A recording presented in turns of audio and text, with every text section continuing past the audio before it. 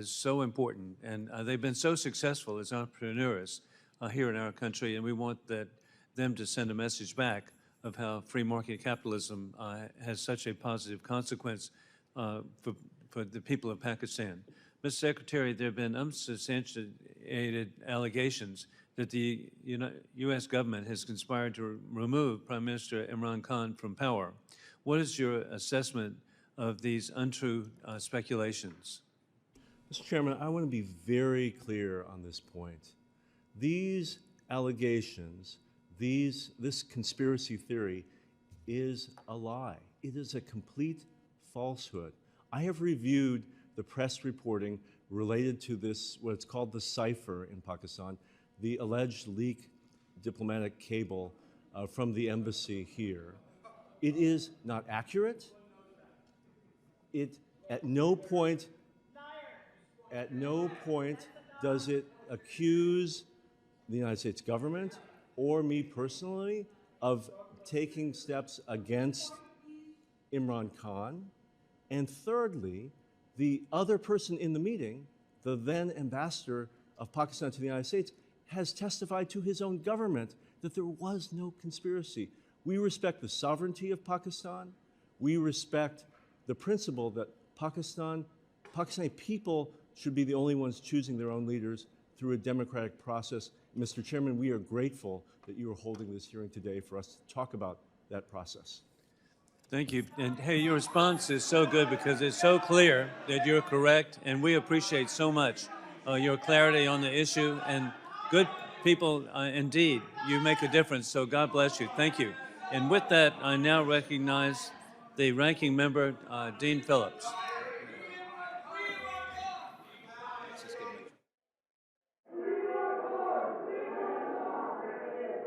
Okay. I'll pick up your sound, not theirs.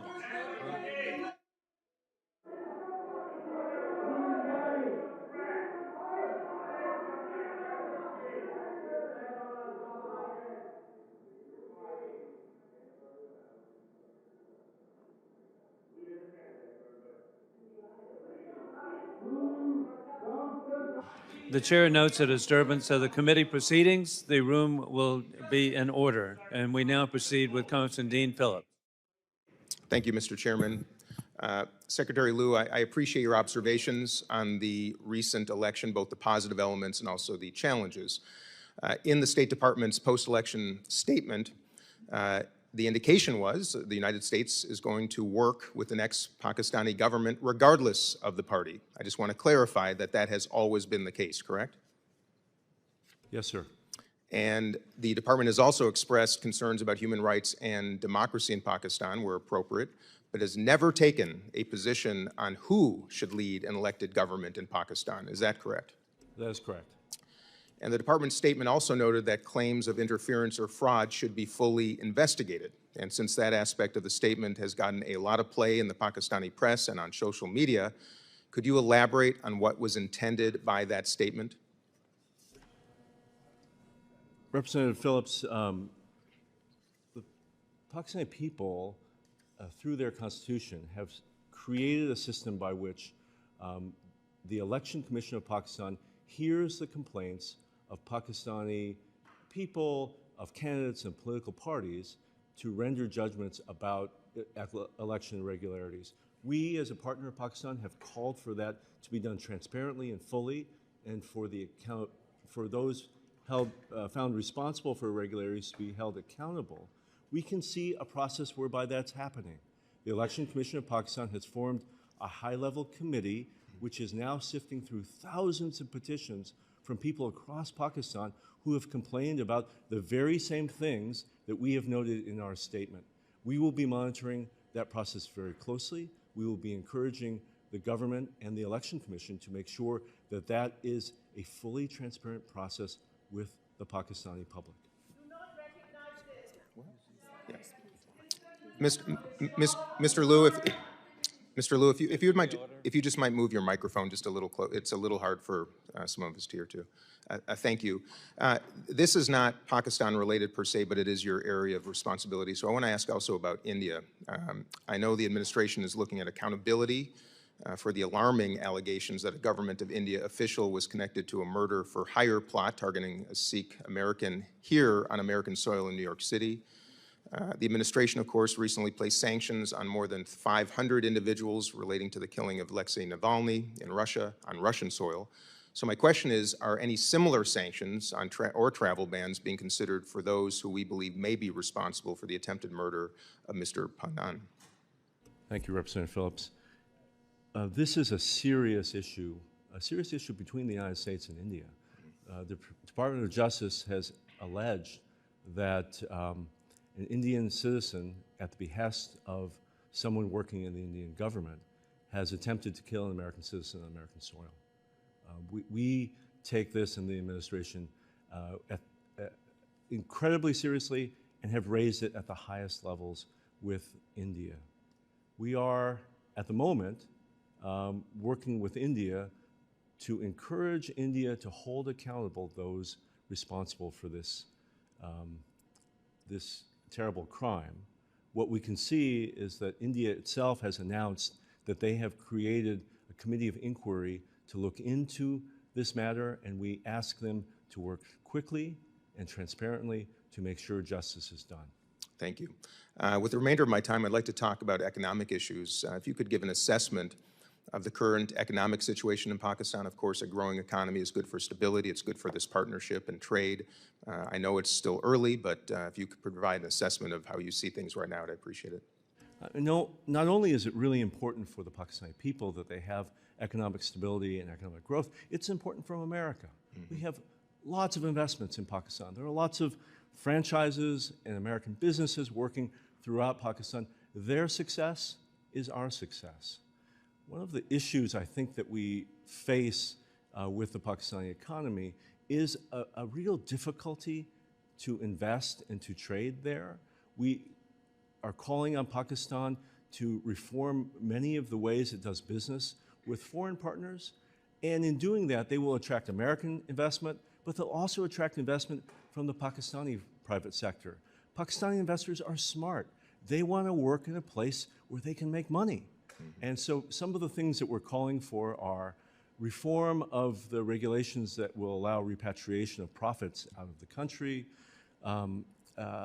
cutting down on bureaucratic red tape, and more predictable regulations. If Pakistan is willing to do that, I think you'll see large numbers of American investors flocking to Pakistan. It's a really interesting place to invest if it had the right conditions. All right. Thank you, sir. And with that, I yield back. Thank you very much, Ranking Member Dean Phillips. We now proceed to Congressman Rich McCormick of Georgia. Thank you, Mr. Chair. I would like to point out that we in Congress have a job to do. This is an incredibly important topic, and I think out of respect for those people who are interested in this topic, the people who want to be disruptive should be gavelled out and removed from this hearing. I think anybody who's earned this place, whether you be in Congress or be a military member or be somebody from Pakistan or be somebody who's interested in this topic, should be respected, and those people who break the rules should be removed from and not be allowed back in future, because this continues to waste our time. And with that, I'm going to move, with your permission, Chair, to have these people removed before I continue. So ordered. Thank you. All three that were speaking out, thank you. They're wearing red in case you can't figure out who they are. I said not one word. This is very undemocratic. But I will say free Imran. Free Imran Okay. Khan, the first There you go. democratically elected Prime Minister of Pakistan. He will save Pakistan. The committee will suspend while the Capitol Police restore order. Free Imran Khan. Free Imran Khan. Free Imran Khan, a great democratic leader in Pakistan. We need Imran Khan. Free him from a death cell in Pakistan. And Congressman McCormick will now continue with his full 5 minutes.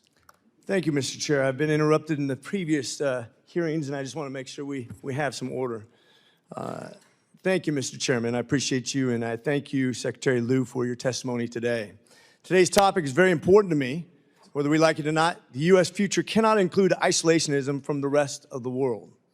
American leadership will be required for our country's future success and to ensure America remains first in the world. We must remain robust partnerships and alliances with nations that share our interests and values. As nations like China and Russia and violent extremist organizations threaten global stability, it is critical for U.S. interests for South Central Asia countries such as Pakistan and India to continue developing stable and transparent democracies. That's why I introduced House Resolution 901 with my esteemed colleague from Michigan, Representative Dan Kildee. The resolution affirms U.S. support for democracy and human rights in Pakistan. I'm looking forward to H-Res 901's consideration later this afternoon as the House Foreign Affairs Committee marks it up. As I am sure you're aware, Pakistan recently conducted the largest election in its history, but these were unfortunately marred by allegations of fraudulent activity and electoral violence. Watchdog groups raised the alarm over reports of political repression, suspension of interest access on election day, delays in election results, and more. Currently, the Election Commission of Pakistan is reviewing many of the election results in individual parliamentary constituencies, and the Pakistani judicial system is investigating and adjudicating irregularities. In fact, the ambassador from Pakistan came to my office yesterday and talked about what they were going to try to do to mitigate these problems. With all this being said, there must be full, credible, and independent audit of these election results. Secretary Liu, do you think and the State Department have confidence in Pakistan's judicial process and its ability to adjudicate claims of wrongdoing? Thank you, Representative McCormick.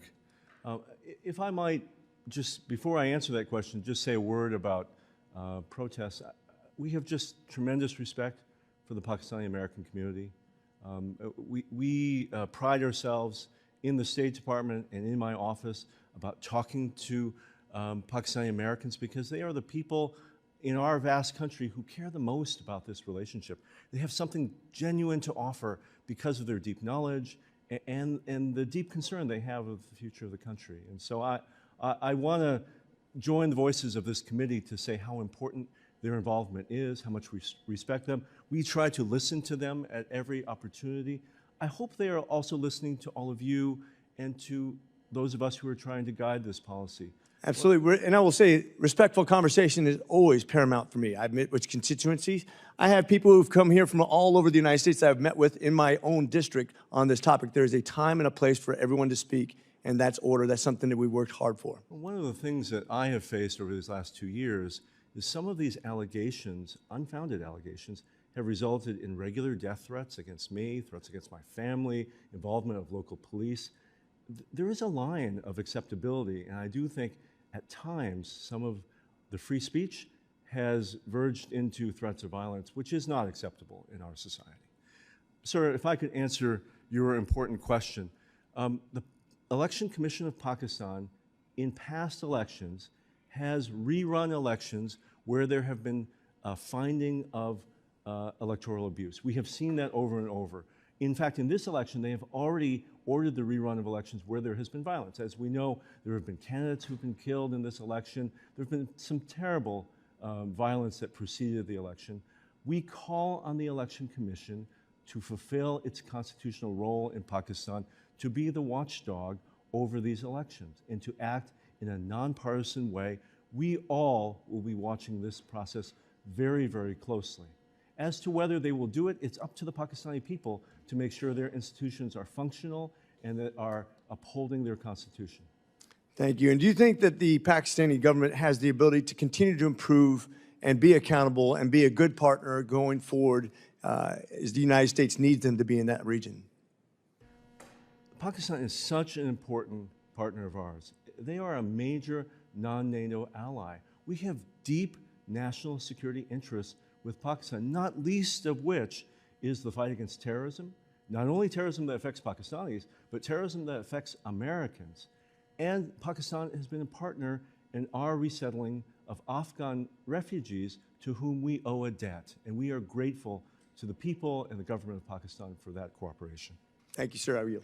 Thank you very much, Dr. Congressman Rich McCormick of Georgia. We now proceed to Congresswoman Kathy Manning of North Carolina. Thank you, Mr. Chairman. Welcome back to my good friend Dean Phillips, and thank you, Assistant Secretary Liu, for your service to our country. I want to focus on the plight of women in Pakistan for a few minutes. I am very concerned about the treatment of women in Pakistan, including female journalists and women harassed and arrested at protests and rallies leading up to the election. As you know, Pakistan is routinely rated near the bottom of the world in terms of women's inclusion, justice, safety, and security. So can you talk to us about how the State Department is working to address gender-based violence and highlight and improve the safety, the rights, the inclusion, and representation of women in Pakistan's democracy? Representative Manning, such an important question. I wish I had my wife here sitting next to me. I met my wife in Pakistan. She was an American refugee worker working with Afghans, but her academic subject matter of specialty is gender-based violence, and she has worked in Pakistan on this very issue. What I would say about Pakistan, its human rights, the rights of women, I say about many countries, but I really mean it, which is we as foreign partners aren't going to be able to change Pakistan. Who will change Pakistan?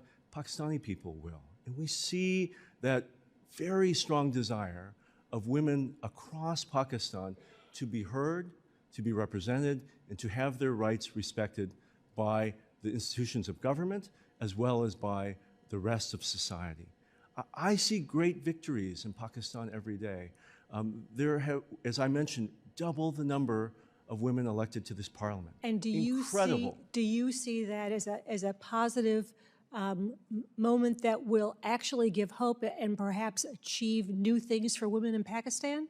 I see the emergence of female leaders in Pakistan at every level as being the examples that will lead their society forward. You are entirely right. At the village level in Pakistan, lives for women are incredibly difficult. I see more women today in senior positions in business. I see them on the high court. I see them in parliament. I see them as ministers. Honestly, some days Pakistanis are doing better than Americans on some of these questions. It is a struggle for all of us, but I do credit the very brave women and young girls who are leading this path in Pakistan. And I think as foreign partners, we need to put our resources, our public statements, and our activism behind Pakistani female leaders. And can you give us some idea of the percentage of participation of Pakistani women in the economy? And are there hurdles to greater participation, and is there anything we can do to encourage greater participation? Well, one of the real issues for every business in Pakistan, but particularly for women-owned businesses, is access to financing. And so one of the things that I've seen over the course of my career, and particularly in Pakistan, is the emergence of these microfinance projects, because largely women-owned businesses are not the massive textile mills or the steel plants. They're small businesses. They're businesses run out of homes or small shops in local communities.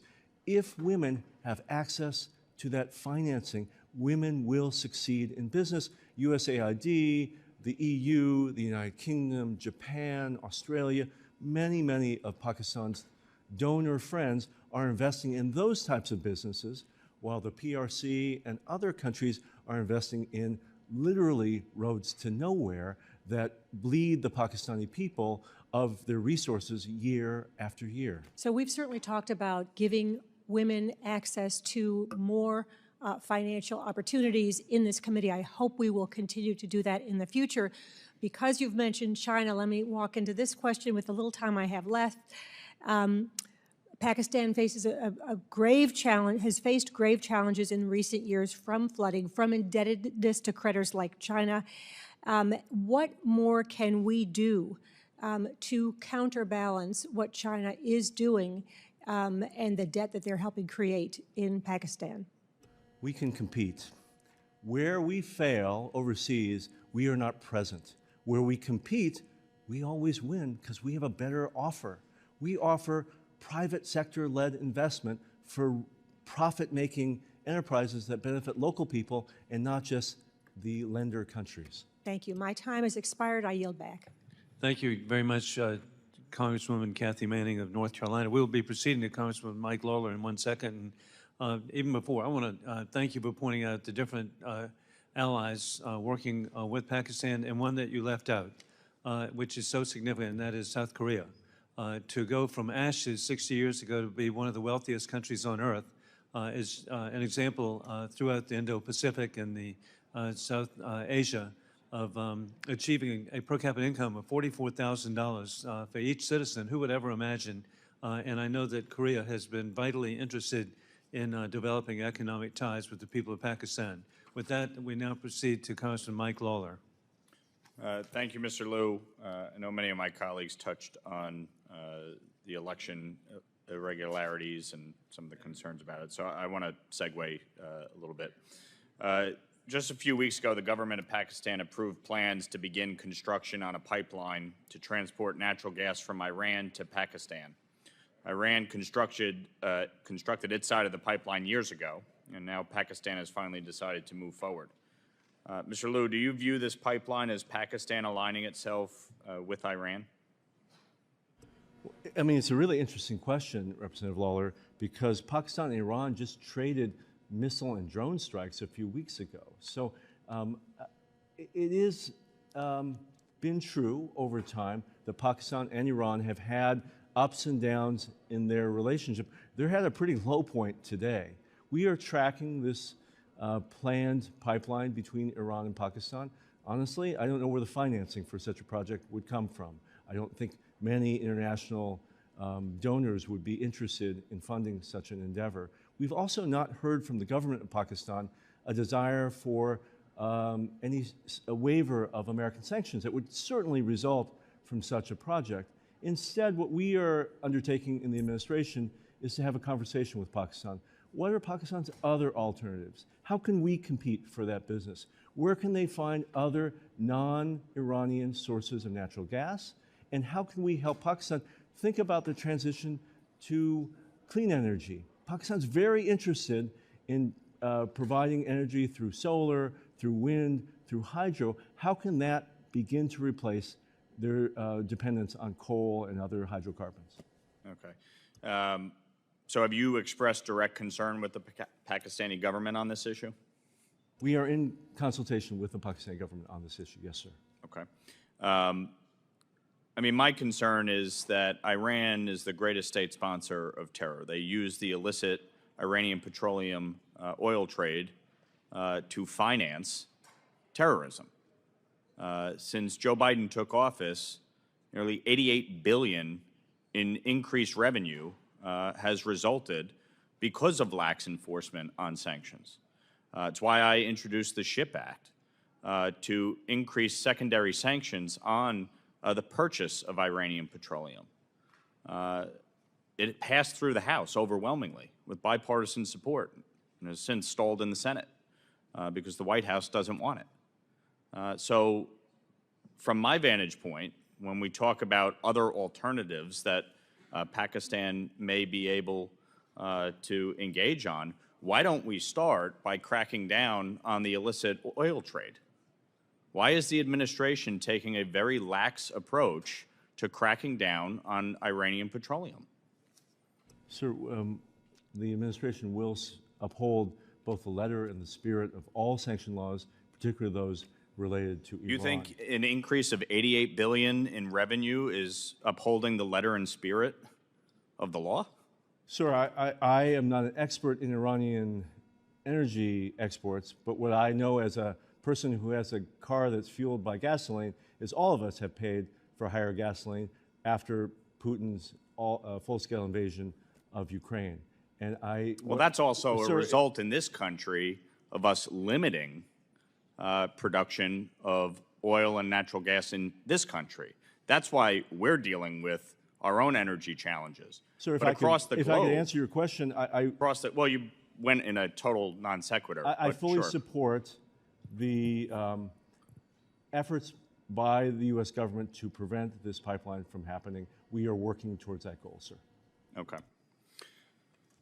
How does the administration view Pakistan's relationship with the Taliban? With suspicion, sir. And so what are we doing based on that suspicion? So I think it is well known that previous governments of Pakistan have had close relations with the Taliban. Currently, the greatest terrorist threat faced by the people of Pakistan emanates from Afghanistan. And the relationship between Pakistan and the Taliban is about the same as the relationship between the United States and the Taliban. It is very strained and difficult. We have a very important dialogue with the Pakistani government about the Taliban, how to help shape its behavior, how to help make sure the Taliban upholds its commitments. Last question. Why was Pakistan excluded from the administration's Indo-Pacific strategy? Sir, it's a way that we define the Indo-Pacific, and it's not only this administration, it's the last administration as well. For whatever reason, I suspect it has to do with COCOM authority between the Indo-Pacific Command and Central Command. The dividing line of the Indo-Pacific is the line between Pakistan and India. Well, time is up. I have to cut you off, Mr. Liu. There's a new sheriff in town. It's me. I recognize the sheriff's authority. Brad Sherman from California, you're recognized, sir. We have substantial leverage in Pakistan in two ways. First, the IMF, where we have a loud voice and we should use it more often. And second, we could deny visas to high-ranking Pakistani officials. We need to focus on human rights in Pakistan. I'm particularly focused on Sindh and the disappearances there, the forced conversions, young girls forced to convert and then marry old men. And we've seen throughout Pakistan a blasphemy law that allows a person to complain, and all of a sudden someone who's not Muslim usually is subject to detention and even execution. But the greatest problem is Dr. Afridi. That is something we discussed in this room last decade again and again. He's in jail for 14 years. We released Victor About to get an American back. And the message to everyone in the world, and this is a national security risk, is don't cooperate with the CIA. Because if you're an American national, we'll move heaven and earth to get you out. But if you're the one foreign national who did the most for America of anyone this century, you will rot in jail. The Pakistanis have said that they will do a Siddiqui for Afridi trade. Ms. Siddiqui didn't kill any Americans, tried to, ought to be in jail, is now perhaps incapacitated anyway. Will we trade Siddiqui for Afridi? And if not, will we ban from entry into this country those who are holding her hostage, Dr. Afridi hostage? Or do we just turn our back on any foreign national? The man who is responsible for getting bin Laden is in a Pakistani jail. Representative Sherman, I first want to thank you personally, but also thank this committee and the Congress. Sir, I have one. I will yield 10 seconds to say Siddiqui for Afridi, yes or no. Mr. Sherman, I have been in this job for more than 2.5 years. I have never had a Pakistani official raise with me. They've told me, they've told your predecessor, they've told the State Department, Afridi's in jail, you haven't done anything about it, and he's the man that helped us get bin Laden. But let's move on. Sir, if I could just... Sir, I only get 5 minutes. Go ahead. We have the exit control list where hundreds of American citizens are prohibited from leaving Pakistan.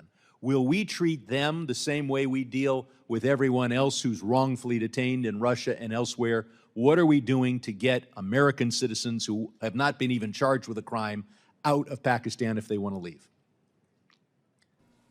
Representative Sherman, we work every day on behalf of American citizens in Pakistan. As you note, there are some laws that have put undue restrictions on Americans. We have had a very positive But track record.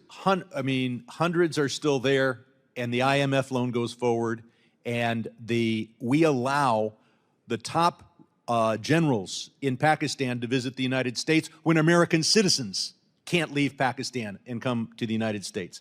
We then have the vote tabulation system, and they have banned the bat, the symbol of the PTI. Then they banned the batsman. And this is, I mean, there have been flaws in other Pakistani elections, but this is perhaps the greatest flaw.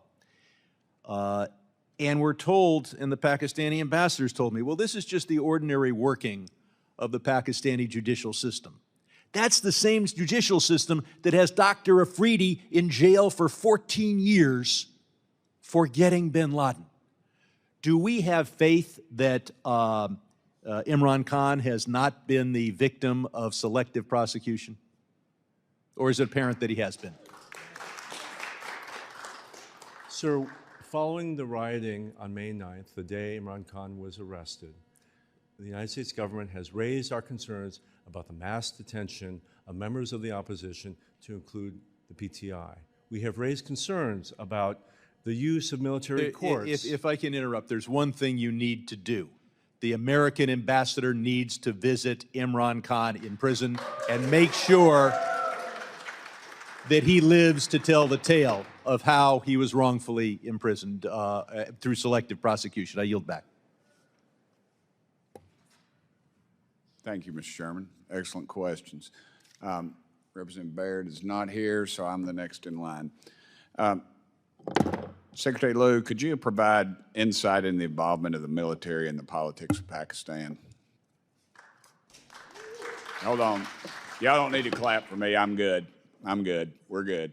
Thank y'all. Go ahead, brother. The Pakistani military is the 6th largest military in the world, and the largest of any majority Muslim country.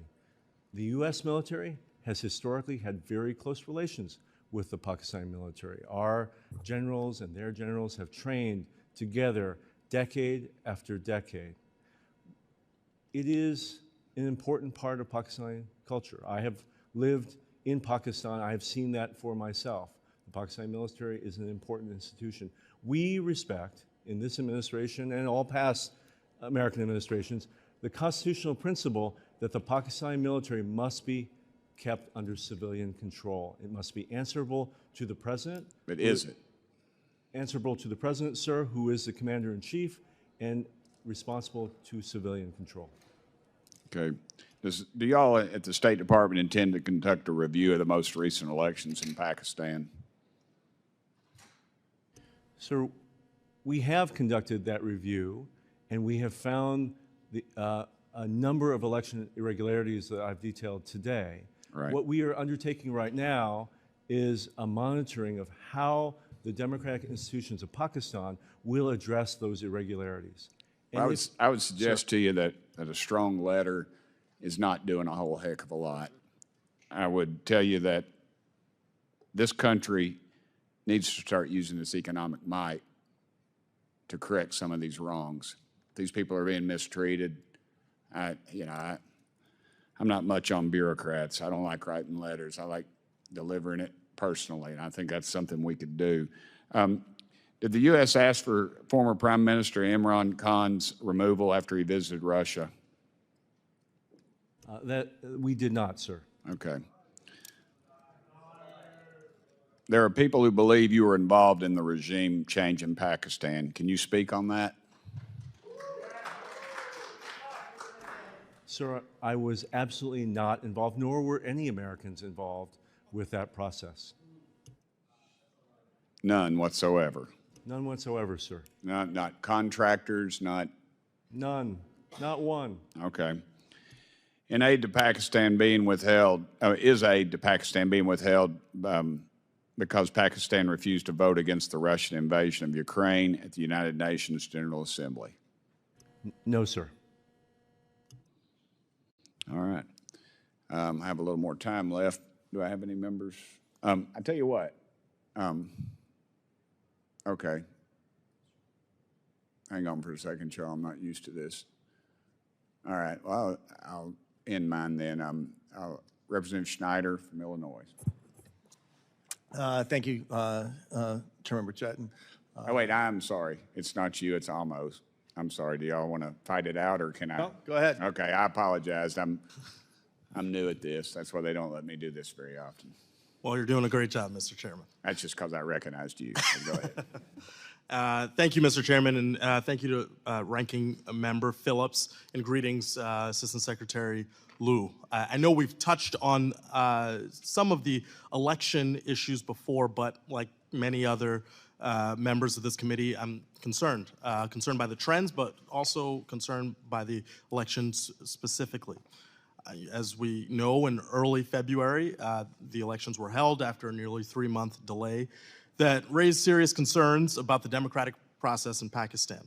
I also know that the State Department joined other international election observers in expressing concern that the election included undue restrictions on freedoms of expression, association, and assembly. So, you know, I want to reiterate my personal concern. The incoming that I've received has really been illuminating and suggested that there's more that we can do. I could share the chair's urging in his recent remarks that our country uses its levers to ensure that democracy is upheld. That's also why I'm proud to co-sponsor House Resolution 901. This resolution reaffirms the House of Representatives' strong support for democracy in Pakistan and urges the government of Pakistan to uphold democracy and protect fundamental rights. But as we, look more broadly at human rights in Pakistan, the State Department, your agency's most recent human rights report, highlighted significant human rights challenges in Pakistan, including restrictions on freedom of expression and freedom of the press. Credible threats of violence, harassment, abductions, and killings by security forces, political parties, and other groups have led citizens and journalists to self-censor their speech for their own safety. The State Department found that the Pakistani government's failure to investigate and prosecute attacks on free speech and the press have effectively led to restrictions on free speech and the press in a very dramatic way.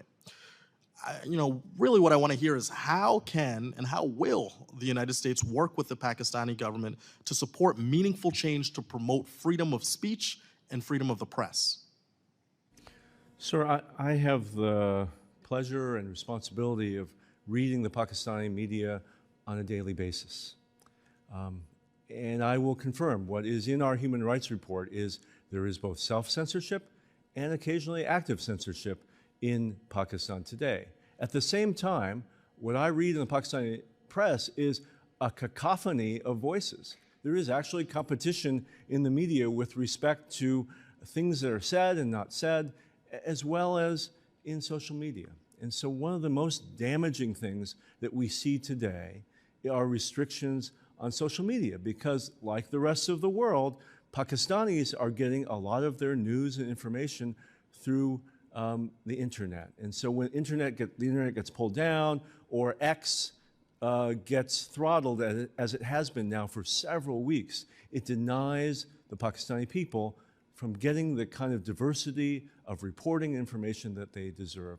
We are talking to the Pakistani government at the highest level about these issues. We're also working year after year in the trenches with Pakistani civil society to help to train journalists about fact-checking, about responsible sourcing of their information, about journalistic standards. And what I can also see is, while there is censorship, both self and active, we can also see the development of some truly excellent journalism coming out of Pakistan and some very brave journalists who defy these censors and still produce things that call into question the government or the military or the Americans or any number of other institutions of authority. If I may, sir, what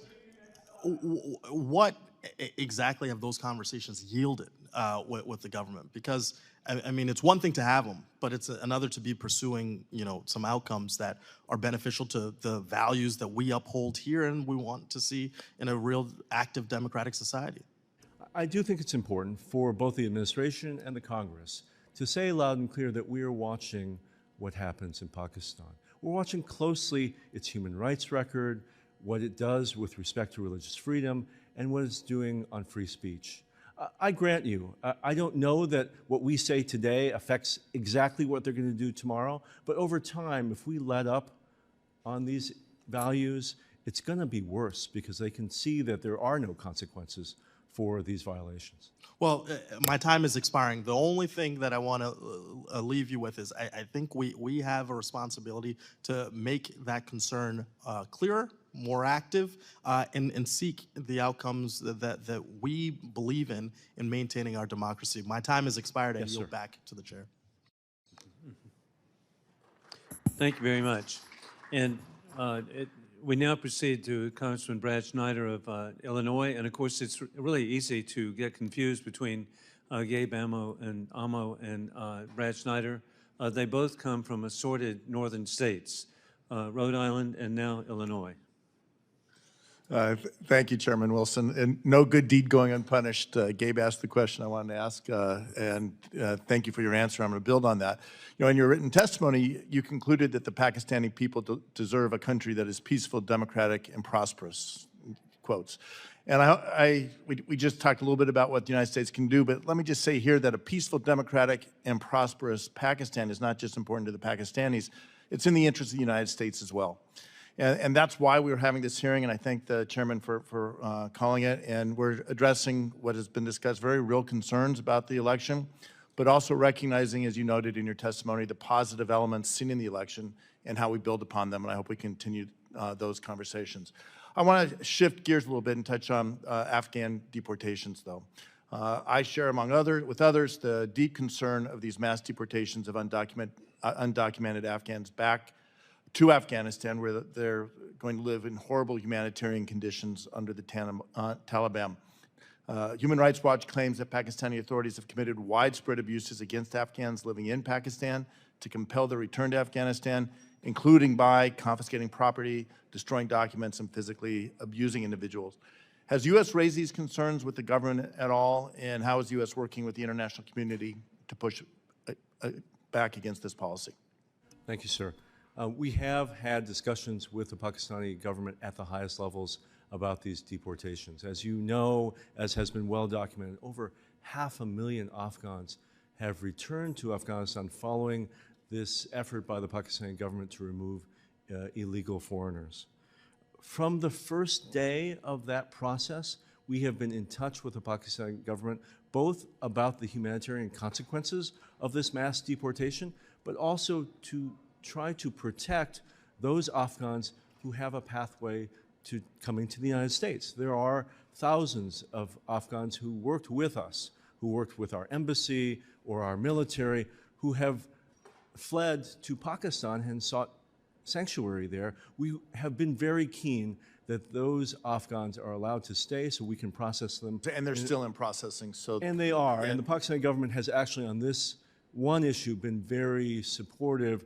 We are grateful for that. On the broader issue, we are talking with the new government now about trying to make sure that the rights of Afghan refugees are respected. We are thankful, right? The Pakistani people have hosted over 3 million Afghan refugees now for over 40 years. It is historic in proportion. That sacrifice does not go unnoticed. At the same time, we very much hope they work with the UNHCR as they enter this next phase where they're trying to figure out whether more people are returning, whether some of those who have returned are able to come back to Pakistan, and that the needs of those refugees are being met.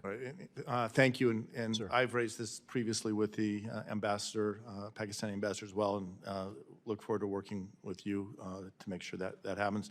I'll shift gears again. We touched on this. I'll pick up where Mr. Lawler left off. Pakistan-Iranian relations. You mentioned the escalation, the recent escalatory environment, the strikes in January. Where do you see that moving? Do you think the strikes were one-off occurrences or something that could continue to escalate in the future?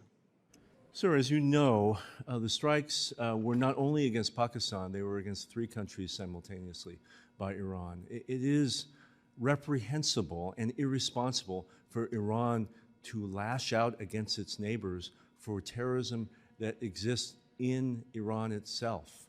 So as you may be tracking, those 3 missile and drone strikes that happened in January followed a really terrible terrorist attack that occurred within Iran. And the government of Iran clearly felt like it had to respond in some way. They responded in the worst way possible by firing missiles at targets that they probably didn't well understand, which, for our information, ended up killing lots of civilians in 3 countries, including in Pakistan. And with my last, we have strongly condemned Iran's actions. my last few seconds, can you just touch on the U.S. messaging to the Pakistani government regarding their direct engagement with Tehran on security matters, especially in the context of our concerns, our mutual concerns of nuclear proliferation and Iran's nuclear program? Sir, we have warned them about our red lines, legislative, but also in terms of how we cooperate with Pakistan. If they get into bed with Iran, it'll be very serious for our relationship. Okay, we need to reiterate that again and again and again. With that, I yield back. Thank you very much, Congressman Brad Snyder of Illinois. We now proceed to Congressman Greg Casar of Texas. Thank you, Chair, and thanks also to the ranking member for having me here today. Mr. Liu, I'm sure you're aware, I led a letter alongside 30 of my colleagues here in Congress to the State Department as well as to the President. You've got it right there. Talking about credible allegations of election rigging in the Pakistani elections, and we urged that the administration withhold recognition of the new government in Pakistan until a credible and transparent investigation on election interference had been conducted. I know that the U.S. Embassy congratulated Mr. Sharif, quote, on his assumption of the office of Prime Minister, but I haven't seen a statement yet from the State Department itself. So just so we're clear at this point, yes or no, has the U.S. officially recognized the new government in Pakistan? Representative Casar, I would like to answer with a yes or no. The actual answer is a little more complicated, if you'll allow me. The government of the United States, we don't actually go around recognizing or withholding recognition of new governments. That's not something we do anywhere around the world. What we do is we decide whether we're going to engage with a government. And so, yes, you have seen actions by our ambassador, our embassy. We are, in every interaction with this government, stressing the importance of accountability for election irregularities, sir. Can I just also add, your letter is incredibly important. It's important that the Pakistani people, the Pakistani government hear not only from the administration, but from members of Congress, and having so many of them speak together has real influence. The administration largely agrees with your recommendations. We have done many of the things that you have proposed. We have said publicly and privately that we want to see transparent and credible investigation of election irregularities. We have called for accountability for mass detentions of people in the opposition, and we have said loudly and clearly that military trials for civilians accused of crimes after May 9th is not in keeping with international norms. I appreciate that. And so in other cases, for example, in the case of Venezuela or some other countries where the State Department has spoken out very clearly about election rigging, and we can talk about separately about how it is that we treat those governments or treat those countries, but it seems that when we have had allegations of election rigging, that we've spoken out much more clearly than in this case. And I would urge that we continue to speak with the level of moral clarity that we have in other situations. But I appreciate your recognition and speaking out here today about how it's not okay for us to be having journalists jailed, for Twitter to get shut down, for there to be this continued, very clear to me, interference in democracy. Given the credible allegations of fraud and rigging, what gives you confidence that this government will have the democratic legitimacy necessary, not only for the interests of the Pakistani people, but for the interests of the United States? Sir, the political and economic stability of Pakistan is important for the United States. It is important that the Pakistani people... And I'm short on time. Is it your sense right now that there is going to be that democratic legitimacy, or do we have real concerns? I'm sorry, I have one more question for you, so just give me your... Sir, I think that's up to the process ongoing now in the Electoral Commission of Pakistan. One more question. Most security assistance to Pakistan has been suspended since 2018. Recently, the Pakistani ambassador said that Pakistan's awaiting a decision from the U.S. on increasing military sales and financing. Yes or no, are there ongoing conversations about increasing military assistance to Pakistan? No ongoing conversation about large-scale increases, no. That's good to hear. Given that the U.S. has already sent hundreds of millions of dollars in aid, are there any steps the State Department is taking to ensure that the aid we send is not used for any of these abuses that you've identified? Sir, absolutely. There's very close monitoring of where our military assistance goes around the world, including to Pakistan. For example, the F-16s sold to Pakistan over 40 years ago have active U.S. technical security teams monitoring their use every day. Thank you for that. Has the U.S. identified any units of military or security forces that would not be eligible for aid? Yes. We have identified those. Thank you for your clear answers. Thank you for being here through this hearing, and I hope that we can, after this hearing, continue the work of making sure that we actually fully investigate the election and that we actually make sure people are let out of jail that were put in there that unfairly, because democracy in Pakistan, of course, will serve the people of Pakistan, but it is so clearly in the United States' interest. I started out on this seeing the failures we had in Latin America of prioritizing military relationships over democratic relationships, and it never served us there, and it won't serve us in Pakistan very well. So thank you so much, Mr. Lee. Thank you, sir. I yield back, Chair. Thank you very much, Congressman Greg Casar of Texas, and now proof that we've got really good people from Texas on both sides. Congressman August Pfluger of Texas.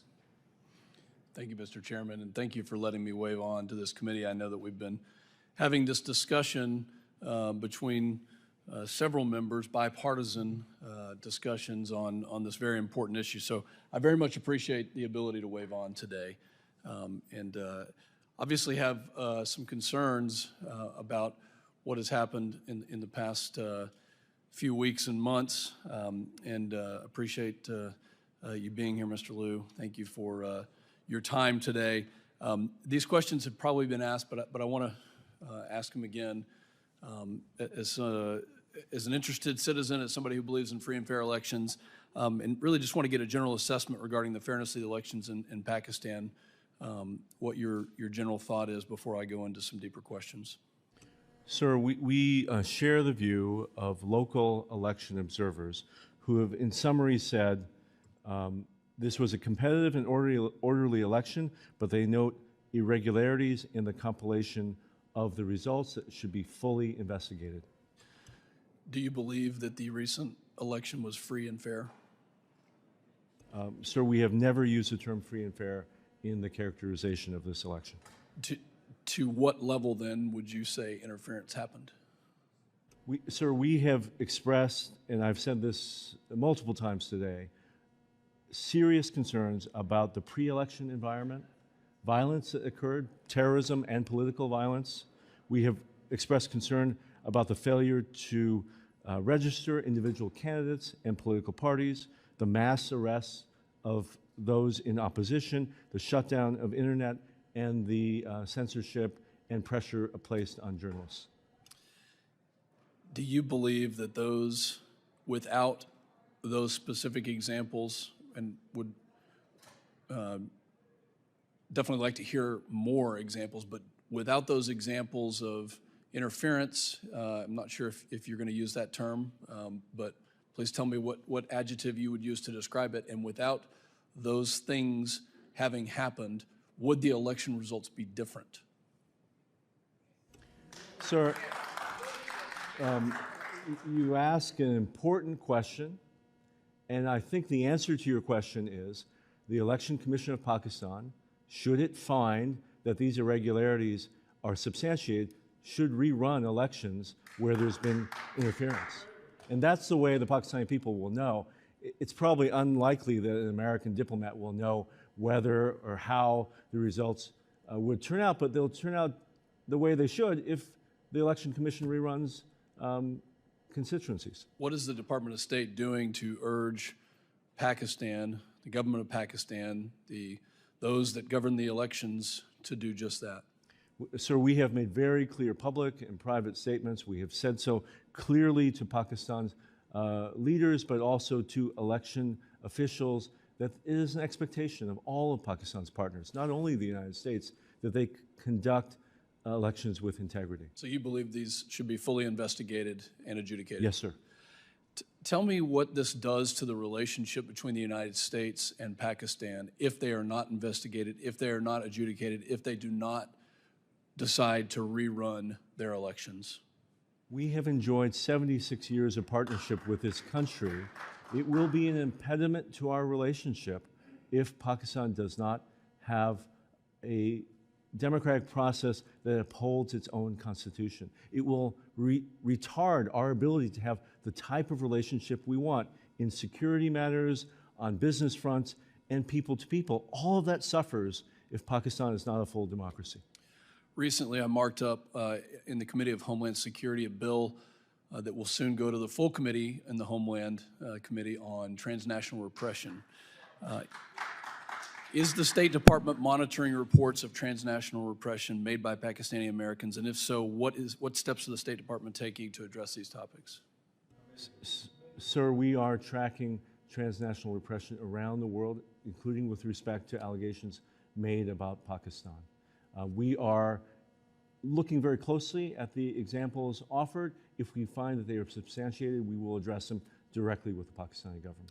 I thank the witness. Mr. Chairman, once again, thank you for letting me wave on. I yield back. Thank you very much, Congressman August Pfluger of Texas.